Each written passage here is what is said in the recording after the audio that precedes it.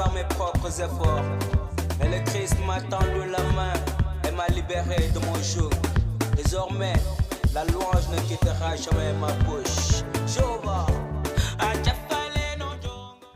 Mes bien-aimés en Jésus-Christ, recevez nos salutations les plus sincères et respectueuses dans le précieux nom de notre Seigneur et Sauveur Jésus-Christ, en ce deuxième dimanche après Pâques, qui a pour thème le Seigneur est notre berger. Nous commençons au nom du Père, du Fils et du Saint-Esprit. Amen. Que la grâce de notre Seigneur Jésus-Christ, l'amour de Dieu le Père et la communion du Saint-Esprit soient avec nous tous. Amen.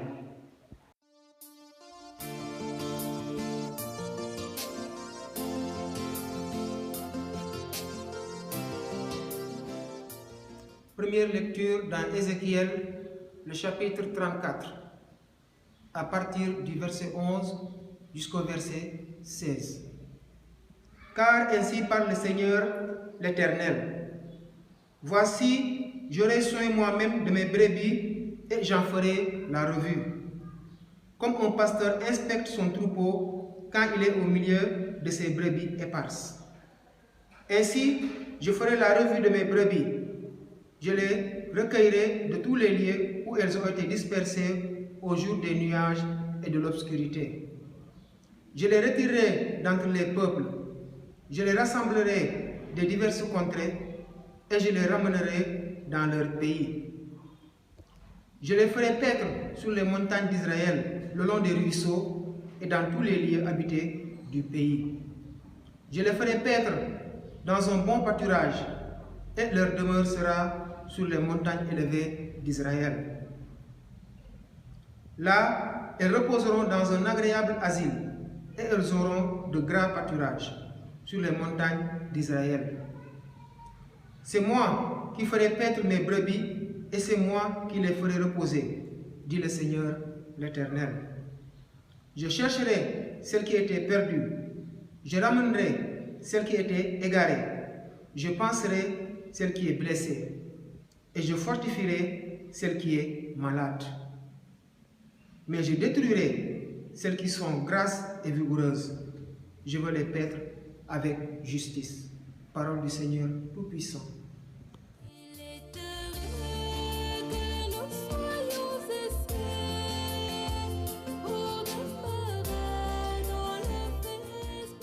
Deuxième lecture dans 1 Pierre, le chapitre 2, à partir du verset 21 jusqu'au verset 25. Nous lisons. Et c'est à cela que vous avez été appelés, parce que Christ aussi a souffert pour vous, vous laissant un exemple afin que vous suiviez ses traces. Lui qui n'a point commis de péché, et dans la bouche duquel il ne s'est point trouvé de fraude. Lui qui, injurié, ne rendait point d'injure. Maltraité, ne faisait point de menaces, mais s'en remettait à celui qui juge justement. Lui qui a porté lui-même nos péchés en son corps sur le bois, afin que, morts au péché, nous vivions pour la justice. Lui, par les meurtrissures duquel vous avez été guéris, car vous étiez comme des brebis errantes. Mais maintenant, vous êtes retournés vers le pasteur et le gardien de vos âmes. Parole du Seigneur Tout-Puissant.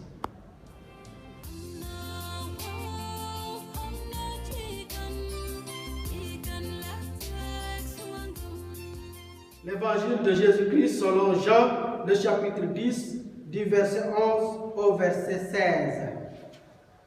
Le pasteur véritable est le mercenaire. C'est moi qui suis le bon pasteur. Le bon pasteur donne sa vie pour ses brebis. Le mercenaire, celui qui n'est pas le pasteur et à qui les brebis n'appartiennent pas, abandonne les brebis et s'enfuit quand il voit venir le loup. Et le loup s'empare des brebis et les disperse. C'est qu'il s'agit d'un mercenaire et qu'il n'a pas souci des brebis. C'est moi qui suis le bon pasteur. Je connais mes brebis et mes brebis me connaissent. Comme le Père me connaît et que je connais le Père, et je donne ma vie pour mes brebis, j'ai encore d'autres brebis qui ne se sont pas de cette bergerie. Celles-là aussi, je dois les conduire et elles écouteront ma voix. Il y aura alors un seul troupeau, un seul pasteur. Heureux ceux et celles qui écoutent la parole de Dieu et la mettent en pratique.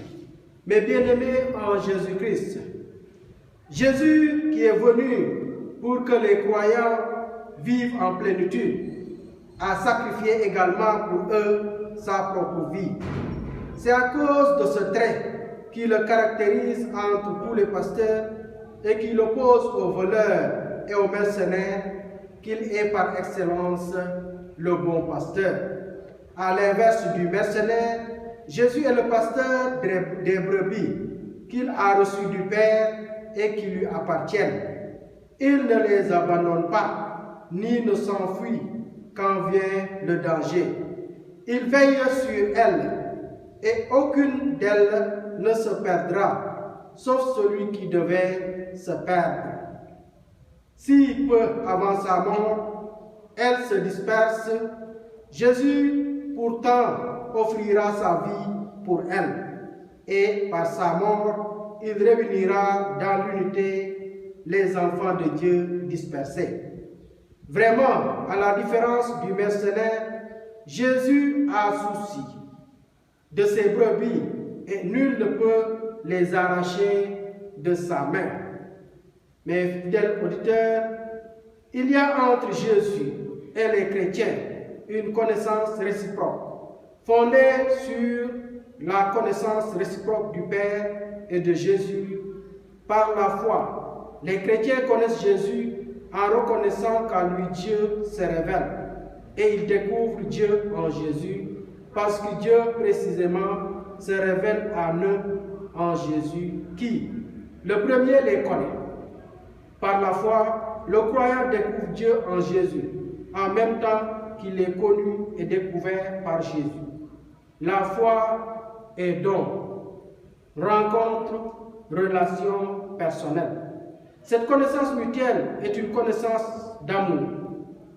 En donnant sa vie pour ses brebis, Jésus manifeste son amour pour le Père qui les lui a confié et pour les brebis qui ont été confiées.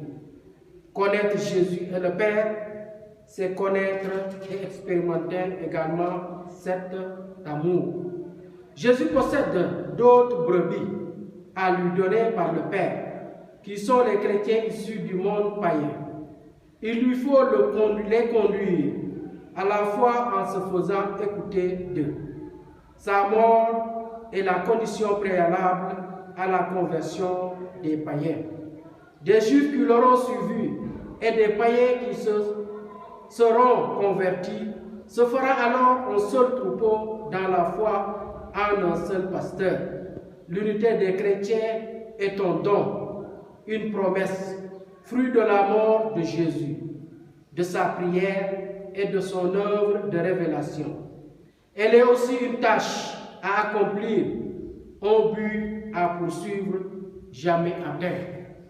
Mes bien-aimés en Jésus-Christ, Jésus lui-même, il est le bon berger.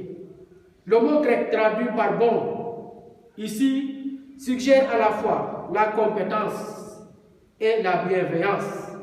Il prend soin des brebis avec amour et les connaît bien. En tant que bon berger, en tant que bon pasteur, il connaît les besoins et la nature de chaque animal de son troupeau. De même, chaque brebis peut voir qu'il est son berger. Jésus connaît le cœur de tous les hommes et de toutes les femmes. Il est capable de répondre aux besoins de chacun et les brebis le reconnaissent comme étant celui envoyé d'en haut. Que le Dieu Tout-Puissant nous vienne en aide. Amen.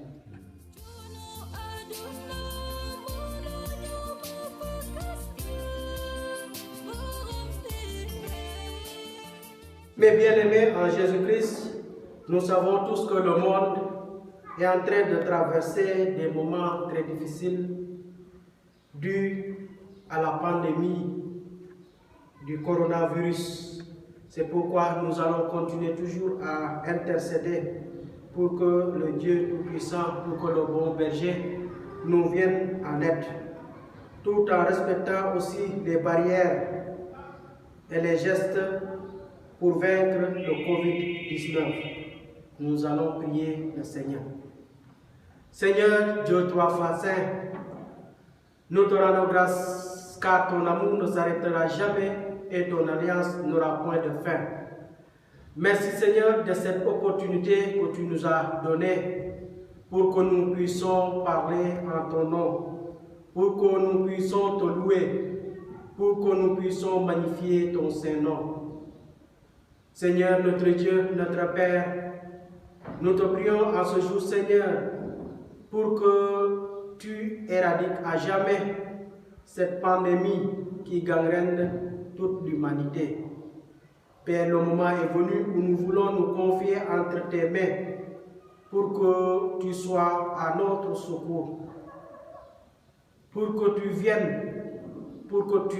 viennes en aide à toute l'humanité. Seigneur notre Dieu, nous nous recommandons entre tes mains. Nous prions pour nos États, nous prions pour les fidèles, nous prions pour tous les compatriotes du monde entier. Seigneur, sois avec tous les pays pour que nous puissions éradiquer et que nous puissions voir cette pandémie éradiquée à jamais. Seigneur, écoute-nous. Seigneur, exauce-nous au nom de Jésus. Amen. Recevez la bénédiction de la part de Dieu. Que le Dieu Tout-Puissant vous vienne en aide dès maintenant et pour toujours. Au nom du Père, du Fils et du Saint-Esprit. Amen.